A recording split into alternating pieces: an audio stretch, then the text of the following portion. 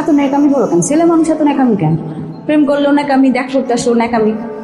আর আমি এখন চলে যেতেছি, যাওয়ার সময় তোমার ন্যাকামি দেখতে দেখতেছি তো রেডি টেডি হয়ে আসছি। কিন্তু প্রেমই বোঝো না।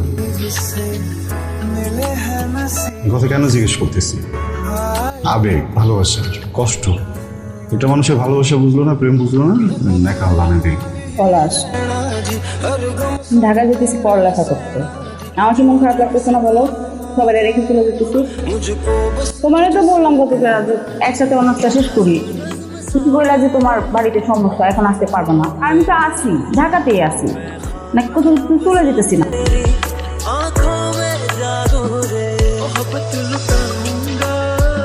ঢাকা কেমন লাগতেছে? আমি তো আগেও ঢাকায় আসছি, কেমন আর মনে হবে? ঢাকার মতো মনে হইতেছে। আমার তো এখন মনে হইতেছে তুমি পরের প্রশ্নটা করবা যে ঢাকায় এখন কয়টা বাজে, তাই না?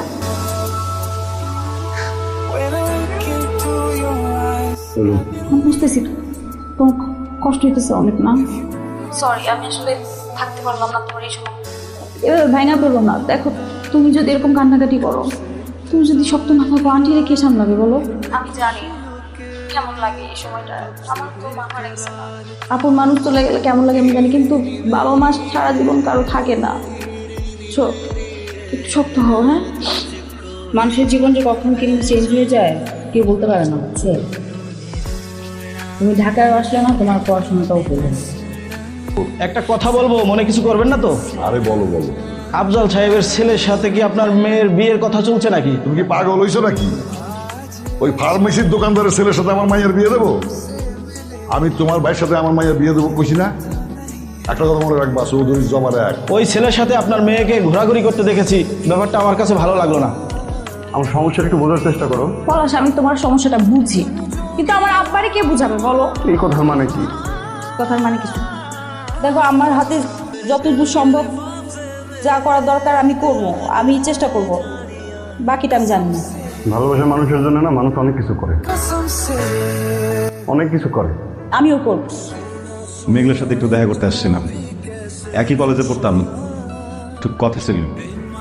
আমি জানি বাবা, তোমরা একসাথে পড়ে।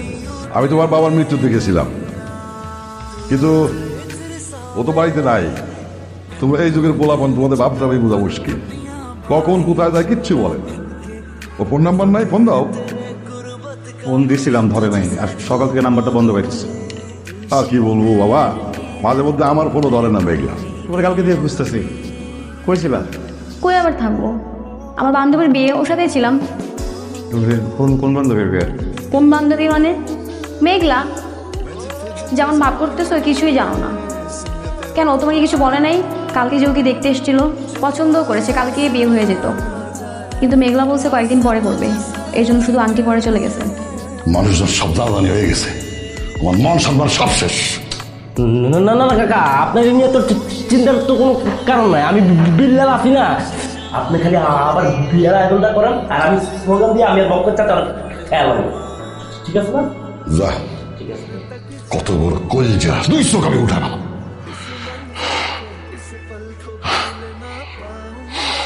আব্বা,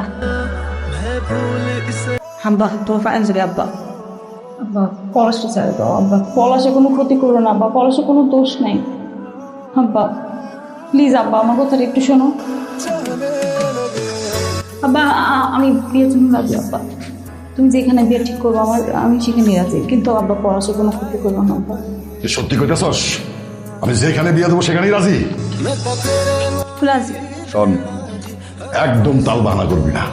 যদি করস, পলাশটা আমি একদম গুলি করে মেরে ফেলাম। না না আব্বা, আব্বা তুমি তো যদি বিয়েটা ভাঙতে পারতা, ভাঙলা না কেন? পলাশ, আমি তোমার সাথে প্রেম করছি, কিন্তু আমাদের মধ্যে তো এরকম কোনো কথা হয় নাই যে তোমার আমার সাথে কোনোদিন বিয়ে ঠিক হবে, অথবা আমার অন্য কোথাও বিয়ে ঠিক হলে সেটা ভেঙে দিতে হবে। ছিল এরকম কোনো কথা? কথা ছিল তুমি আমার সাথে ঢাকায় যাবা, আমরা একসাথে গ্র্যাজুয়েশন করব। তুমি আসো নাই, তোমার লেখাপড়াটা তুমি করো নাই, কিছুই করো নাই তুমি। আর কারোর জন্য কি কেউ বসে থাকে? হ্যাঁ, আমি আর কতদিন তোমার জন্য অপেক্ষা করবো বলো? অনেক তো হয়েছে, আর তো পারতেছি না আমি। বাড়িতে আইসা এই কথাগুলো বলো না কেন? বাড়িতে এসে কি বলবো তোমারে? সব সময় সব কিছু মুখে বলে দিতে হবে, তুমি বোঝো না? আমার আব্বা যদি চিন্তিত হয় আমাকে নিয়ে, সেটা তার দোষ দিই না। আমি তো তোমার জন্য অপেক্ষা করছি, তাই না?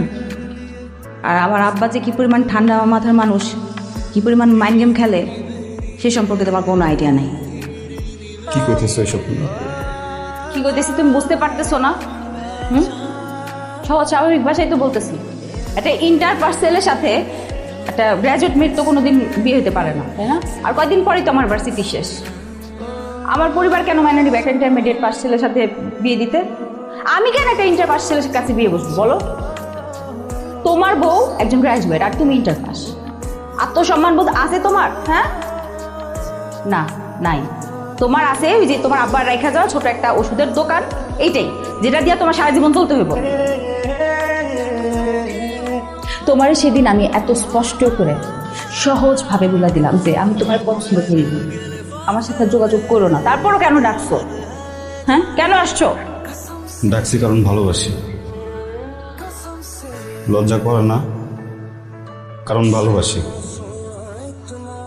আরো 100 বারও যদি না করো তারপরে বেয়ার মতো বারবার সামনে আসবো, কারণ ভালোবাসি, অনেক ভালোবাসি। বিয়ে করবো তো করো, যা মন চায় করো, আর কোনোদিন তোমার আটকাবো না। খালি শেষবারের মধ্যে একটা জিনিস চাই, আমি তোমার বিয়ের দিন আমি নদীর পাড়ে অপেক্ষা করব। ওইখানে আইসা খালি বলে যাও যে তুমি আমারে ভালোবাসো। করো অপেক্ষা, আমি আসবো। আমি আসলে অপেক্ষা করুন।